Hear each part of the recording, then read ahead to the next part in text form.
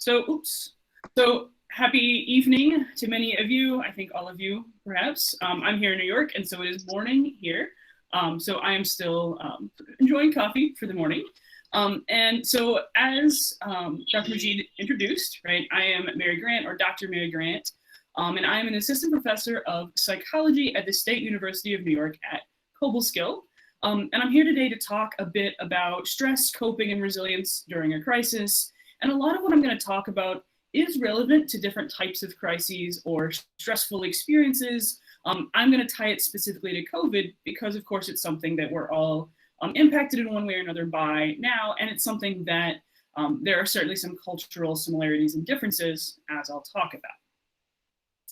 Before I go in too far with this, you've already heard a little bit about me, so I won't spend too much time here. Right, my real area of expertise, I have a PhD in applied social and community psychology, and the area of expertise that is sort of relevant for what we're talking about today is some of my work with psychological well-being, so mental health kind of concepts, and how culture and how identity shapes that. And just to give you a bit of a sense of my background as it relates to sort of talking about culture and talking about these perspectives, for those of you that I suspect have probably are not familiar with where Cobleskill, New York is, we're about 2 hours from New York City. So as far as the United States is concerned, in terms of COVID, we are not right in a hot spot, but we are relatively close to sort of where much of what happened in the US, at least as far as COVID started. So that kind of shapes some of what I talk about. And I've also spent time, I did several study abroad experiences in India, in various parts of India. And so I think that also shapes my perspective to some extent as well, but I am born and raised in the United States. So at the end of the day, right, that is certainly my sort of cultural perspective. And I like to just sort of check that as we talk through these things. So what are we going to talk about? Right, sort of a quick rundown of what to expect. We'll talk about what is a crisis, right? What do we consider crisis? What are some types? We'll talk a bit about stages of crisis management. So how do we go from perhaps seeing something like COVID, maybe in the future, and then actually experiencing it? And then how do we move on after that sort of concludes, right? How do we individually respond to crises? So me as a person, or perhaps me as my family, or me as my community. We'll talk about how all of this ties to COVID specifically. We'll talk about some of the sort of patterns and some of the research in terms of how culture shapes how we respond to crises, a little bit about the long-term implications for mental health of all of this, and then sort of what can we do, right? What can you pull from this conversation? And also, I'll just sort of throw out, if you have questions about anything as we're going through it, I'm happy to take questions at the end. I'm also happy to take questions as we go. So please feel free to sort of jump in if you have those questions. So, right, before we really get too far into this, we've got to talk about what is a crisis, right? What is a crisis, and then how do we respond to different types of crises? So what do we consider a crisis? Well, there are lots of different definitions we could use here, lots of different ways of explaining what is a crisis. Sort of a good general starting point definition here would be a time of intense difficulty, trouble, or danger. Certainly, though, there are a lot of variations to how we could define this. So let's go a step further. There are all types of crises we experience in our lives, right? Some of them would be maybe financial in nature. Right? We certainly can talk about technological crises. We can talk about natural crises. We can talk about political crises. Right? This list kind of goes on. Or we could even talk about public health crises, which maybe at a surface level fits most with where we're at in terms of COVID. But as we will kind of talk about, it's an interesting example because it actually hits all of these points. And then we can categorize crises as one of three types. So we can talk about a crisis that is creeping, as in sort of slowly approaching, or we have a lot of indication that it's going to happen, so slow.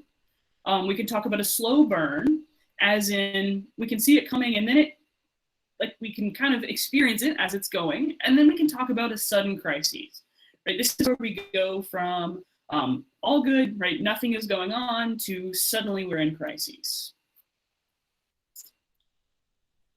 The types of crises that we're experiencing, right, and whether they are the slow burn or the sudden or the creeping, influences how, at a sort of big picture level, at how we respond to these crises.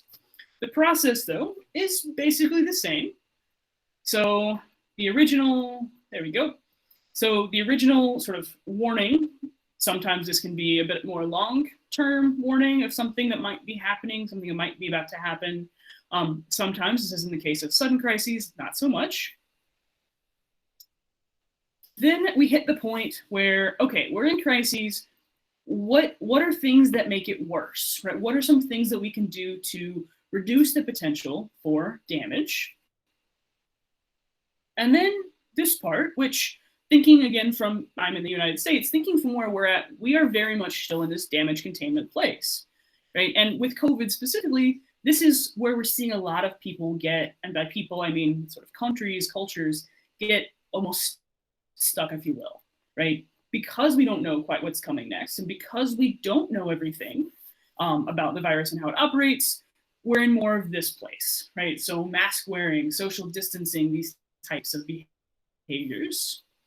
But eventually, with any crises, we get to the point of recovery and learning, right? So this is where we're starting to get things back to normal, or at least to some extent back to normal, right? With COVID, certainly we're talking about a massive disruption worldwide, but returning to some semblance of normal.